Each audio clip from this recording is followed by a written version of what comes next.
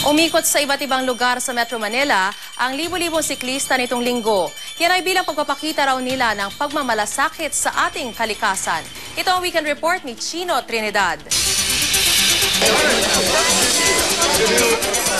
Libo-libong cycling enthusiasts ang nagtipon nitong linggo ng umaga sa Pasig City upang ipakita ang kanilang pagsuporta sa pangangalaga ng ating kapaligiran. Sa ikasampung taong pagtatanghalang Tour of the Fireflies, tinahak nila ang iba't ibang lungsod sa Metro Manila na may kabuang 42 kilometrong haba. Nagsimula ang grupo sa Tenesita sa Pasig City, tumulay sa Mandaluyong, Makati, Pasay, Maynila at Quezon City at bumalik sa Pasig. Bukod sa malaking matitipid sa gasolina kung gagamitin natin ang ating mga bisikleta, malaking tulong din ito sa ating kapaligiran. Malaking bagay ang pagbabike dahil nakakabawas ng polusyon sa Metro Manila. Bukod sa magaling sa pangangatawan, tinan mo ang katawan mo. Dahil ito ang napaka-practical.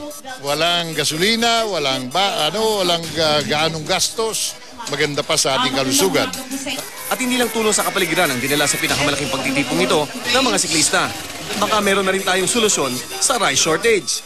Ito pong saging ay mabisang pang-suporta sa atin na pang-tawid gutom, pang-carbo loading, at kadalasan po magagamit natin ito sa sports. At ito ay natural na